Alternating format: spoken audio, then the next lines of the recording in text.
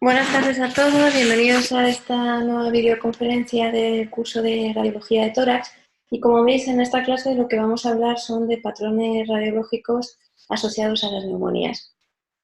Este es el índice de la sesión. Como veis, lo que vamos a hablar es de un concepto general de la neumonía, las vías de llegada de los microorganismos al pulmón, los patrones radiológicos más frecuentes, cómo podemos clasificar las neumonías según diferentes factores, los principales agentes causales y determinados casos de neumonía en pacientes inmunodeprimidos y neumonías por aspiración.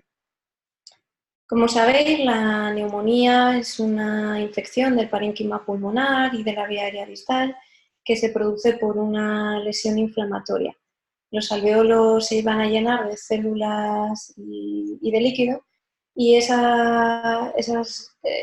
llenado de los alveolos es lo que se va a traducir en la radiografía de tórax como una consolidación radiológica. Normalmente la neumonía va a venir definida por la clínica respiratoria del paciente y por la aparición de una nueva consolidación en el estudio radiológico que hagamos al paciente. Es muy importante las neumonías porque la OMS nos dice que las neumonías, las infecciones del tracto respiratorio inferior, suponen la causa infecciosa más común de muerte en el mundo.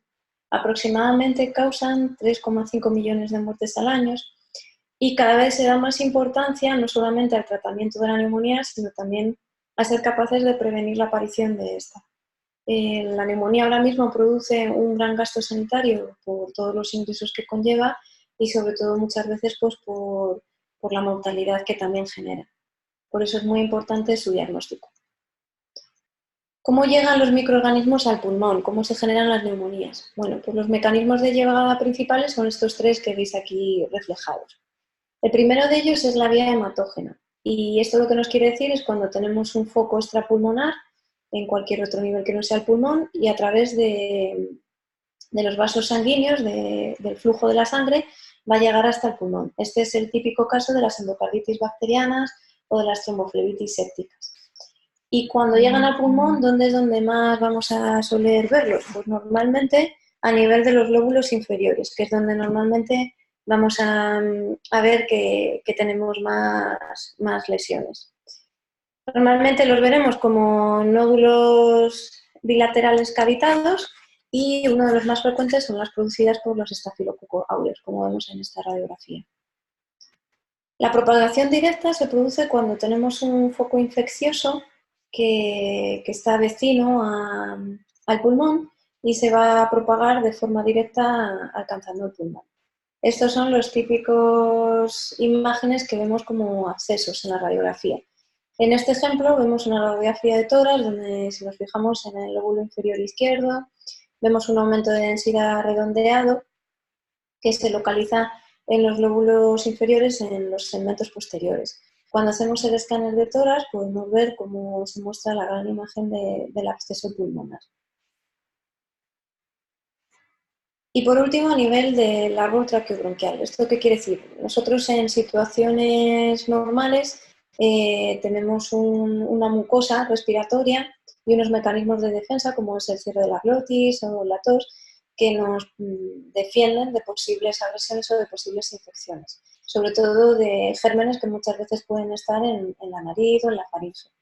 En pacientes que están inmunodeprimidos o los típicos pacientes EPOC, lo que nos va a suceder es que estos mecanismos de defensa están alterados. Entonces, son pacientes que van a tener más riesgo de tener infecciones por diseminación o por inhalación o aspiración de secreciones.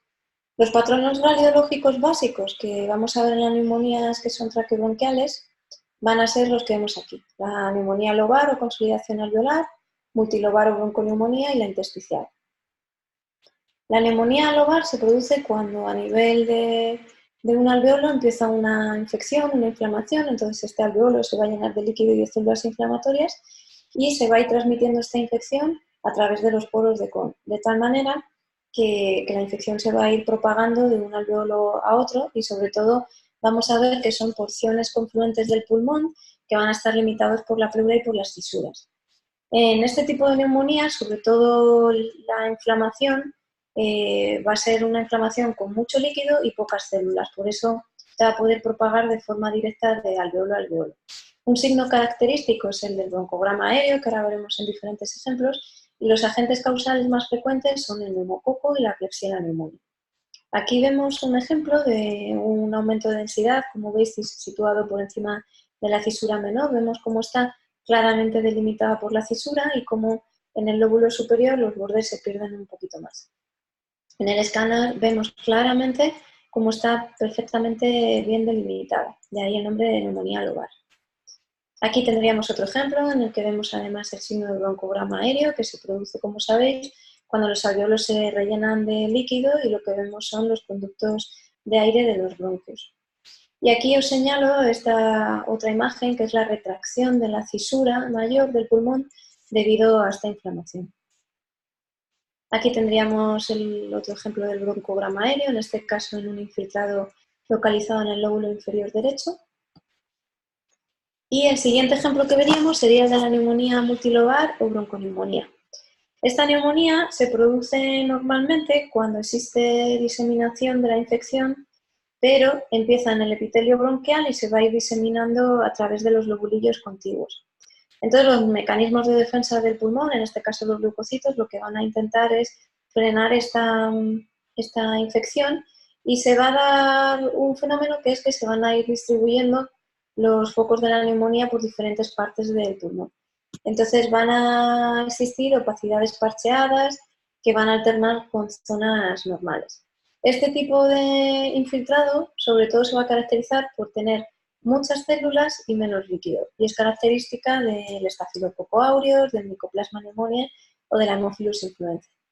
Aquí vemos un ejemplo en el que, como veis, vemos opacidades heterogéneas que se distribuyen tanto en el pulmón derecho como en el pulmón izquierdo y que no se ven claramente definidos, como los otros ejemplos que os enseñaba de las neumonías lobares. Aquí tendríamos otro ejemplo en el que se ve claramente cómo hay afectación de ambos pulmones, y aunque la placa está muy penetrada, pero sí podemos ver cómo existen opacidades que se alternan con zonas normales. Y este sería otro ejemplo en el que las opacidades sobre todo son de predominio en los lóbulos inferiores, como veis aquí, y son bilaterales. Aquí tendríamos también otro ejemplo situado en la língula y en el lóbulo superior izquierdo. Y por último, la neumonía intersticial. La neumonía intersticial se produce cuando existe edema infiltrado celular a nivel de este tejido. Entonces lo que va a pasar es que el alveolo va a estar no completamente lleno, va a tener células inflamatorias que van a dar lugar a una infección y van a dejar algo de aire también en el alveolo. Es decir, que va a haber líquido y aire. Normalmente vamos a verlo pues, como zonas reticulares, es decir, como muchas rayas que se van a ver en el pulmón, que están mal definidas y que pueden ser muchas veces difusas. Y son las típicas infecciones causadas por virus, por el Mycoplasma pneumoniae y el Pneumocystis jirovecii. Este sería un ejemplo que veis que en la radiografía de tórax puede pasar desapercibido, pero sí que se ve claramente que existe un aumento de densidad en el lóbulo superior derecho. Este aumento de densidad realmente es muy sutil y si hacemos un escáner de tórax podemos ver cómo existe vidrio deslustrado, tanto en el lóbulo superior derecho, y vemos cómo claramente está delimitado por los septos interlobulares.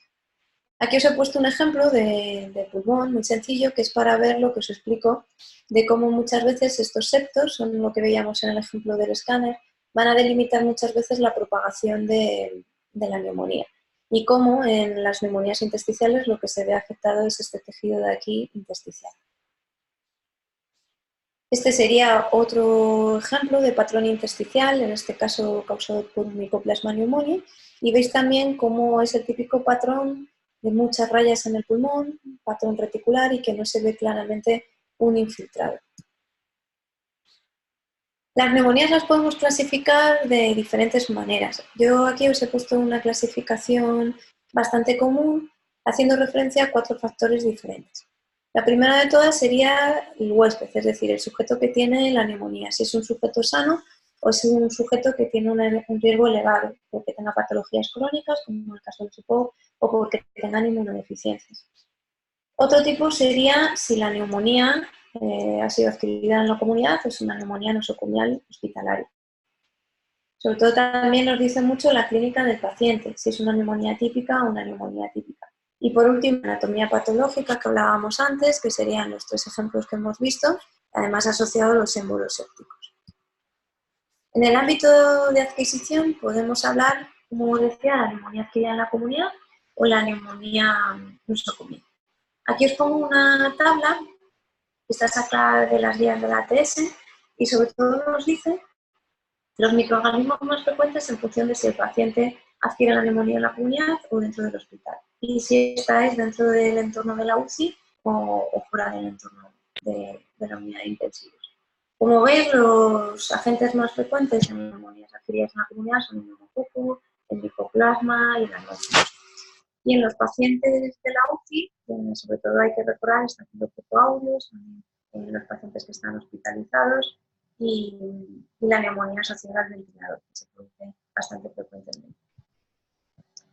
En cuanto a las neumonías que adquirimos en la comunidad, también el germen va a variar en función de la edad del paciente. En los niños es muy común que haya infección por virus, por micoplasma, por Staphylococcus aureus. En los jóvenes, menores de 30 a 35 años, pueden ser más bien neumonías atípicas, como el micoplasma, y en sujetos de mediana edad, el estreptococo. Y por último, en sujetos de más edad, de ancianos, suelen ser los estreptococos, pero sobre todo hay que pensar también en gran negativo por el riesgo de aspiración. En cuanto a la población, tenemos el sujeto sano, pero sobre todo en pacientes que tienen patología crónica, como pueden ser los EPOC, tenemos que pensar si están en tratamiento con supresores, ¿no? Que van a facilitar